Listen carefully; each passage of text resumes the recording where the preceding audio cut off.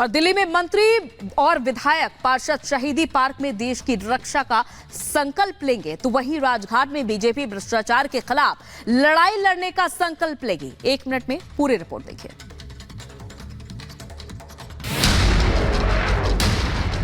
आज शहीद दिवस के मौके पर आम आदमी पार्टी के मंत्री, विधायक और पार्षद शहीदी पार्क में देश की रक्षा का संकल्प लेंगे। दिल्ली सीएम अरविंद केजरीवाल की गिरफ्तारी का विरोध करने के लिए आम आदमी पार्टी ने ये कार्यक्रम बनाया है। आज सुबह 10 बजे दिल्ली के शहीद पार्क में आम आदमी पार्टी की संकल्प सभा होगी, जिसमें तानाशाही को उखाड़ फेंकने का संकल्प लिया जाएगा। पंजाब सीएम भगवंत मान भी कार्यक्रम में शामिल होंगे। वहीं दूसरी तरफ बीजेपी नेता आज राजघाट जाकर भ्रष्टाचार के खिलाफ अपनी मुहिम को आगे बढ़ाने का संकल्प लेंगे। दिल्ली बीजेपी प्रदेश अध्यक्ष पार्टी नेताओं के साथ सुबह 10:30 बजे बापू के समाधि स्थल पर जाएंगे और भ्रष्टाचार के खिलाफ अपनी लड़ाई को और तेज करने का संकल्प लेंगे। Bureau report, Republic Bharat. और वहीं यूट्यूबर एल्विश यादव को जमानत तो मिल गई है नोएडा सूरजपुर कोर्ट से, लेकिन उसके बावजूद कोर्ट में जेल में ही रहेगा एल्विश यादव। देखिए 1 मिनट में पूरी खबर। रेव पार्टी में सांपों के जहर सप्लाई करने के आरोपी एल्विश यादव की होली जेल में ही कटेगी। नोएडा से जमानत होने के बाद भी जेल से बाहर नहीं आएगा एल्विश यादव को पहले गुरुग्राम में दर्ज यूट्यूबर के साथ मारपीट के मामले में जमानत लेनी होगी। जेल से बाहर आने के लिए एल्विश यादव को गुरुग्राम वाले केस में जमानत लेनी जरूरी है। होली की छुट्टी की वजह से मंगलवार से पहले एल्विश के लिए जमानत ले पाना संभव नहीं दिख रहा। गुरुग्राम पुलिस की ओर से एल्विश की कस्टडी के लिए बी वारंट लिया गया है और इसके कारण अब एल्विश को गुरुग्राम की जेल में ले जाया जाएगा। गुरुग्राम पुलिस आज एल्विश को अपने साथ ले जा सकती है। वहीं मंगलवार से पहले एल्विश की जमानत मुमकिन नहीं दिखाई दे रही। हालांकि रेव पार्टी में सांपों के जहर की आपूर्ति करने के आरोप में गिरफ्तार एल्विश यादव और उसके 2 साथियों ईश्वर और विनय को जहर सप्लाई मामले में जमानत मिल गई है। Bureau report, Republic Bharat. तो वहीं आज दिल्ली में बीजेपी केंद्रीय चुनाव समिति की बैठक होनी है और वहीं बची हुई लोकसभा सीटों पर उम्मीदवारों के नाम पर चर्चा तय मानी जा रही है। देखिए 1 मिनट में पूरी खबर। लोकसभा चुनाव में अब 1 महीने से भी कम का वक्त बचा है। बीजेपी ने अब तक 4 लिस्ट के जरिए लगभग 290 सीटों पर उम्मीदवारों के नामों का ऐलान कर दिया है। बाकी बचे नामों को लेकर बीजेपी का मंथन जारी है। माना जा रहा है कि आज बाकी बचे नामों को लेकर बीजेपी की केंद्रीय चुनाव समिति बैठक कर सकती है। ये बैठक प्रधानमंत्री नरेंद्र मोदी की मौजूदगी में होगी। सीईसी की बैठक में बीजेपी अध्यक्ष जेपी नड्डा, गृह मंत्री अमित शाह के साथ साथ यूपी सीएम योगी आदित्यनाथ, दोनों डिप्टी सीएम, बीजेपी के यूपी प्रदेश अध्यक्ष भूपेंद्र चौधरी भी शामिल होंगे। सूत्रों का दावा है कि सीईसी की बैठक के बाद यूपी के बाकी 24 लोकसभा सीटों पर प्रत्याशियों की सूची जारी की जाएगी। माना जा रहा है कि 18 मार्च को दिल्ली में बीजेपी कोर कमेटी की बैठक हुई थी, जिसमें यूपी लोकसभा के प्रत्याशियों के नामों पर मंथन किया गया था। अब इस पर सीईसी की बैठक में मुहर लगनी है। इसके बाद ये सूची जारी कर दी जाएगी। गोलीबारी में अब तक 70 लोगों की मौत।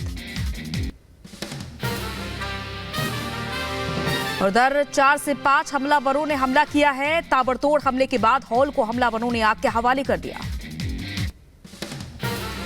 क्रोकर सिटी हॉल में गोलीबारी में अब तक 100 लोगों से ज्यादा लोग गंभीर रूप से घायल हुए। हॉल में फंसे हुए लोगों को निकालने के लिए रेस्क्यू जारी। कॉन्सर्ट हॉल में भारी स्पेशल फोर्स तैनात। 50 से ज्यादा एम्बुलेंस क्रोकर सिटी हॉल में मौजूद आसपास इलाकों को अलर्ट किया गया। क्रोकर सिटी हॉल में हुए हमले को लेकर सामने आई शुरुआती जानकारी। हमलावरों ने ऑटोमेटिक एके पैटर्न वाली राइफल का इस्तेमाल किया। मॉस्को में हुए आतंकी हमले के बाद बढ़ाई गई सुरक्षा। एयरपोर्ट और रेलवे लाइंस में सुरक्षा की गई चाक चौबंद। भारी फोर्स के साथ चेकिंग अभियान जारी। स्पेशल फोर्स ने मॉल के 5 कर्मचारियों को भी हिरासत में लिया है। हिरासत में लिए गए सभी कर्मचारियों से जारी है पूछताछ। जांच टीम को हमले में कर्मचारियों के शामिल होने का शक। रूस के मॉस्को में हुए हमले के बाद सामने आई बड़ी जानकारी। बीते 7 मार्च को अमेरिकी दूतावास ने अमेरिकियों को बड़ी सभाओं से दूरी बनाने की चेतावनी दी थी। हमले के बाद क्रोकस सिटी हॉल की इमारत ढही। मौके पर राहत और बचाव की टीमें मौजूद, रेस्क्यू जारी। क्रोकस मॉल में आसपास आपात सेवाओं के लिए हेलीकॉप्टर मौजूद। मॉल में लगी भीषण आग को बुझाने में जुटे थे हेलीकॉप्टर। हॉल के बेसमेंट में फंसे हुए लोगों को रेस्क्यू किया गया। अब तक 100 से ज्यादा लोगों को बेसमेंट से निकाला जा चुका है। दिल्ली के सीएम अरविंद केजरीवाल की गिरफ्तारी को लेकर सांसद ब्रजभूषण शरण सिंह ने कसा तंज। कहा, किसी भी व्यक्ति को भारत के संविधान या संवैधानिक व्यवस्था पर भरोसा करना होगा और सम्मान करना चाहिए। केजरीवाल हो या कोई भी व्यक्ति हो, उसको भारत के संविधान और संवैधानिक जो व्यवस्था है उस पर विश्वास करना पड़ेगा। केजरीवाल की गिरफ्तारी को लेकर मौलाना मुफ्ती शहाबुद्दीन रिजवी ने मुस्लिमों से अपील की। कहा, केजरीवाल की गिरफ्तारी के समर्थन में हो रहे प्रदर्शन और विरोध से दूरी बनाकर रखें। यूपी के सीतापुर में सपा अध्यक्ष अखिलेश यादव ने आजम खान से मुलाकात की। रामपुर सीट से लोकसभा प्रत्याशी को लेकर चर्चा की। प्रत्याशी के नाम का ऐलान अभी नहीं। हमें उम्मीद है कि उन्हें न्याय मिलेगा। एनडीए की टिकट को लेकर के और टिकट लेकर के भी चर्चा हुई है। बीआरएस नेता के कविता की आज कोर्ट में पेशी। ईडी फिर कोर्ट से मांग सकती है के कविता के रिमांड। दिल्ली शराब घोटाले में गिरफ्तार है के कविता। आगामी लोकसभा चुनावों को लेकर बीजेपी केंद्रीय चुनाव समिति की बैठक आज। पीएम मोदी भी बैठक में मौजूद रहेंगे। उम्मीदवारों के नामों पर लग सकती है मुहर। आज गुना दौरे पर रहेंगे केंद्रीय मंत्री ज्योतिरादित्य सिंधिया। बमोरी विधानसभा में जनजाति सम्मेलन में हिस्सा लेंगे। जनसभा को भी संबोधित करेंगे। हिमाचल प्रदेश की सियासत में फिर से बड़ी हलचल। 3 निर्दलीय विधायकों ने दिया इस्तीफा। विधानसभा सचिव को अपना इस्तीफा सौंपा। यूपी के बहराइच में सीएम केजरीवाल के समर्थन में आम आदमी पार्टी के नेताओं ने प्रदर्शन किया। सैकड़ों कार्यकर्ताओं ने कलेक्ट्रेट परिसर में विरोध जताया। यूपी के मुजफ्फरनगर में ईडी की कार्रवाई से नाराज आप नेताओं ने प्रदर्शन किया। जिला कलेक्ट्रेट पहुंचकर लोगों ने नाराजगी जताई। जल्द रिहा करने की मांग रखी। यूपी के अंबेडकर नगर में सीएम केजरीवाल के समर्थन में निकला पैदल मार्च। मार्च के दौरान बीजेपी के खिलाफ नारेबाजी की। 6 दिन की ईडी रिमांड में भेजे गए अरविंद केजरीवाल। दिल्ली की राउजोनी कोर्ट ने 28 मार्च तक रिमांड पर भेजा। ईडी ने 10 दिन की मांगी थी रिमांड। 28 मार्च को दोपहर 2 बजे कोर्ट में केजरीवाल की होगी पेशी। केजरीवाल के वकील का बयान। ईडी ने मनी की ट्रेल जानने के लिए रिमांड मांगी। किसी भी गवाह में केजरीवाल का नाम नहीं लिया। बयानों के आधार पर वो चाहते हैं कि अरविंद केजरीवाल जी से पूछताछ करें, परंतु ये नहीं बता पाए कि उस गवाह ने नाम तो लिया नहीं। उन्होंने ये तो कहा नहीं कि वो अरविंद केजरीवाल जी ने पैसे दिए।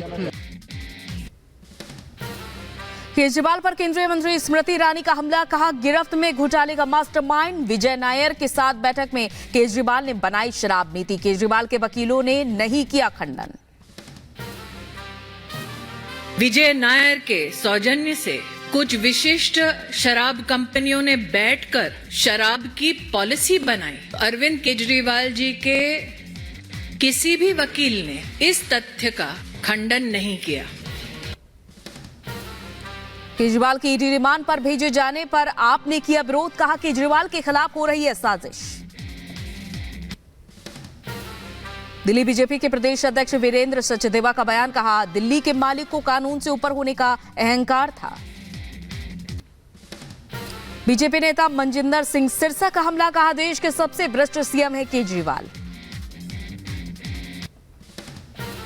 केजरीवाल पर एक्शन को लेकर समाजसेवी अन्ना हजारे का बयान। रिपब्लिक भारत से बोले, जिसकी जैसी करनी वैसी भरनी।